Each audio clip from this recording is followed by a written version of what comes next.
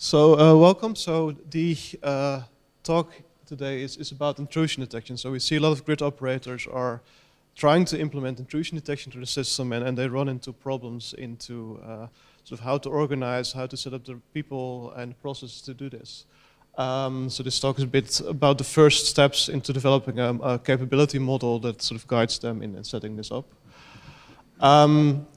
But before diving into that, maybe a bit of perspective about intrusion detection for SCADA systems, where is that? So you see a picture of a SCADA system. Below there's sort of the electrical substations, the device in the field, RTUs, protection relays, everything. In the middle you have the OT server system, so the SCADA server, the related control center systems, and at the top you have the IT networks with for data export. Now the good news is that a lot of this can already be protected with sort of normal IT measures. So to put it very simply, you can have a signature-based network intrusion detection system, antivirus, that works pretty well on IT systems, but that goes quite deep into these systems. I mean, the SCADA server is often a normal Windows, Linux server. The communications to the IT network are going more and more to normal IT protocols, so you have sort of half of it covered. But still that leaves about half of the system completely out of your view. So a lot of the research work has gone into trying to sort of cover this bottom part of the SCADA system. And to develop SCADA-specific intrusion detection systems. And initially, this work was focused on two areas. So flow-based detection, so that's detecting abnormal communication. So somehow some device starts talking to an RTU that should not be talking to an RTU, then you want to know this. So it's very powerful. And then also the packet inspection on the SCADA protocol. So being able to parse these protocols, see unusual commands, see malformed packets, and then have an alert if you see this. And that research already started, I think, after Stuxnet was found, and now there's commercial systems that implement this kind of thing. And since then, research has moved more into the process-aware detection, so understanding the physical process and then having deviations in that detected, as you see in some of the talks today. And I think overall with that, you can cover pretty much also the bottom part. So you have now the entire network in your view. You can detect unusual behavior in that, possible signs of attack. So you would think, we're done if we have this. But actually, we're not done because you also need to respond to this. This is just a detection step. And if you're not able to respond to the alerts that come out of it, it's practically useless. So the question is, how do you respond to alerts that come out of this? And this is where the people and the processes come in, because at the moment there's very little automated response. You don't want to automatically do something if there's an alert. So somehow some person needs to see the alert, needs to decide what to do with it, and then take the right action to do this. And this is where the people and the processes come in, and this is where it gets a bit messy, where it's not just technology, but also the organization around it. Of course, the problem is already quite known for IT systems, where they've been running security operations centers, incident response team for a long time. And the metaphor they have for this is triage. So they're seeing the incident response team a bit as a sort of a military hospital, field hospital during a major battle. And a lot of wounded soldiers come in, so many that they can't treat them all, and they need to sort of pick out the high priority ones for operations. And similarly, so in these IT systems, they get a lot of alerts in for bad things happening. So malicious code, exploits, everything can be thousands, can be millions of alerts per day. So it's clear they can't treat them all. So they have sort of a first line of response. That's these blue persons here. They have very strict guidelines about what to do, sort of a handbook about how to deal with this, use cases that say what they need to do if they see this malicious code. So you could see them a bit like the nurses in the field hospital. They can do simple operations, patch people up. But if it gets more complex, they need to forward it to the surgeon. So that's then the second line analysis. Analysts, they do the further analysis, go more in depth. And in the end, either there comes a response out of the first line or the second line, and they treat this. So the first insight in the work we've been doing is that this model and also this triage metaphor doesn't work very well for the OT domain. And there's two reasons for them. One is sort of good news. The other is bad news. And to start with, the good news is that there are typically much fewer alerts on these OT systems. If you have sort of a good SCADA-specific IDS and it's been properly tuned, properly configured, you see that the alerts typically get very low, maybe 10, 20 per day. So these are graphs from two pilot projects with different commercial SCADA intrusion detection systems. You see there's an initial learning phase where there's a lot of alerts, but once these get learned, it gets lower and lower until you are at a very low number of alerts per day. And this can be further grouped and clustered, so actually it's manageable to handle this, say, within less than an hour per day for the people involved. So you're not in a situation that you're constantly flooded by all of these alerts. So that's the good news. But the bad news is that the alerts are much more difficult to analyze, because typically an alert really signifies that something is wrong in your network. There is some anomaly, there is something strange going on. So you can't just put it like a false positive. So to give some examples, some real examples from the pilot of the type of alerts you get from these systems. So one example is that there's a new communication protocol discovered. So like there was no DNS used in the network, but suddenly you see DNS connection. Well, this is relatively easy to deal with. So you go to the host that was doing this, you shut down DNS, and then this is sort of fixed. Other example is there's a new host network, new IP address shows up. Again, this is a bit more involved. You need to trace down on which switch is it, where was connected, but in the end you find the host, and either sort of it's a good host, you keep it, or you remove it from the network. But now it gets more complex. So it's unexpected restart of ISC104 field device, and RTU suddenly rebooted. Well, if you want to analyze that, you already have to go to the people managing the RTUs, find out what happened, and that requires quite some knowledge about sort of what the RTU is doing, what kind of problems you're getting there.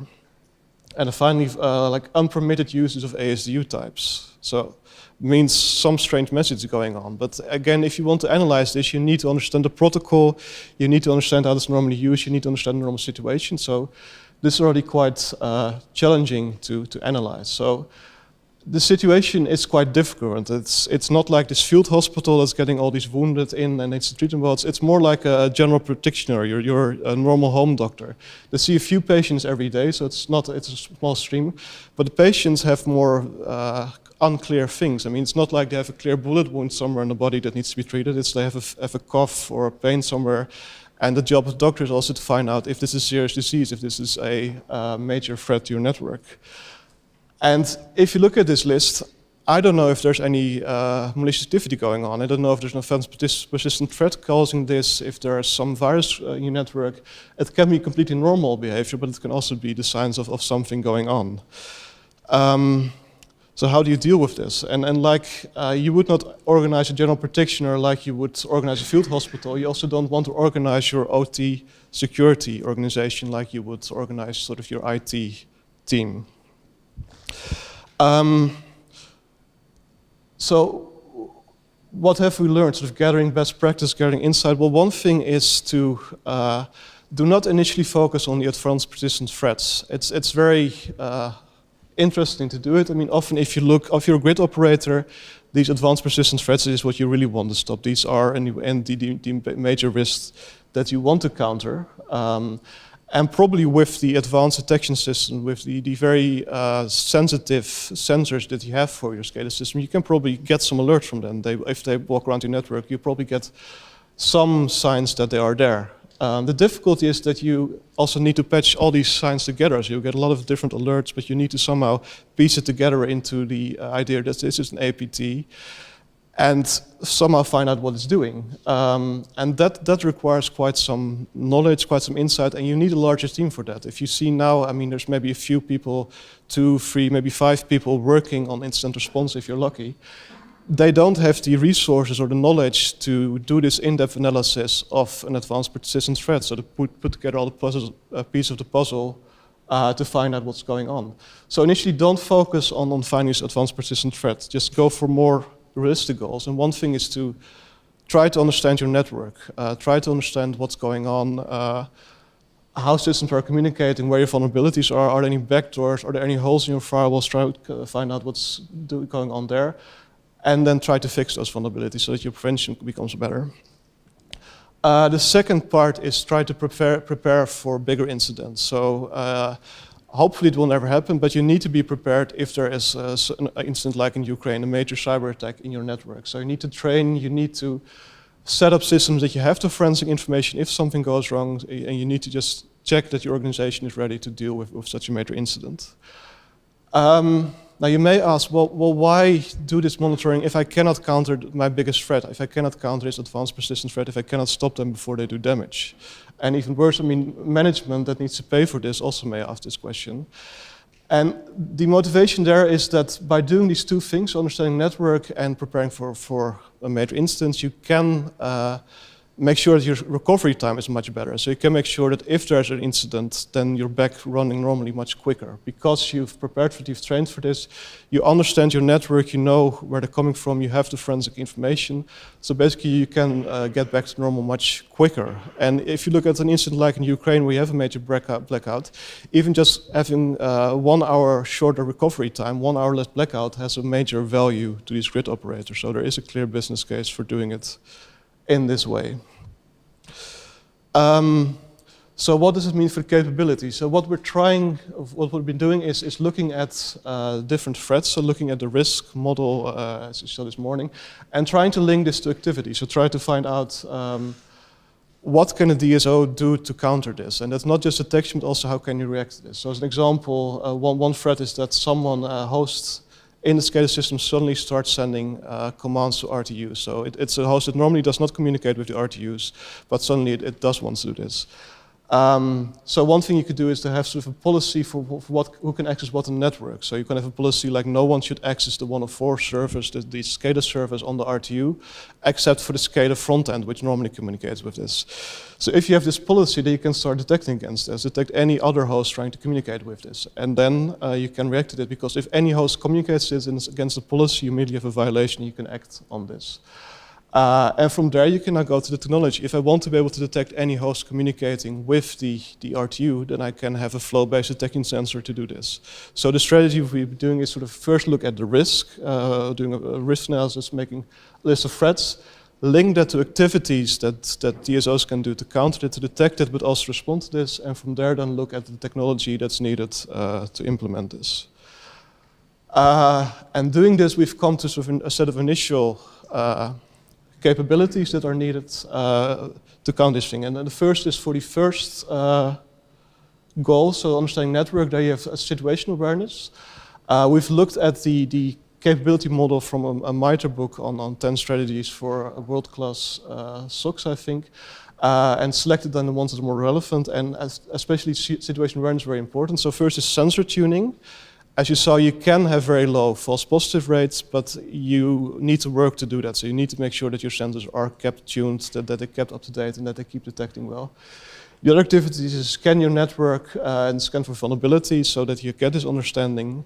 And from there, you also want to do this situational awareness activity, which is sort of the MITRE name for reporting this to the right people. So make sure that the security officers know what you've been doing, know about the network, know about the vulnerabilities found, so they can act on it, take measures and improve that. And the second set of activities is about handling this major instance. So the second goal, be able to react to it. So make sure that you can analyze and respond to alerts, but also follow the trend. Make sure that your incident response people keep up to date with sort of the threats that are out there, how they normally operate, and how they work with the cyber intel collection analysis. So this is an initial set, and if you look at IT, this book of MITRE has, I think, 30, maybe 40 different capabilities. So this is a very small selection out of this, and this is for us the guidance. I mean, you have limited resource, you have a small team, so focus on a few things and try to do them well. What we're now trying to do in SEGRID is to extend this. So this is sort of the first step. In the next few years, what do you need to implement this? In SEGRID, the next year we're going to look at, well, how does this grow in the future? Can you make a roadmap for 5 years, 10 years? What kind of capabilities do you need then to counter the threats that you're facing them? Okay, thank you.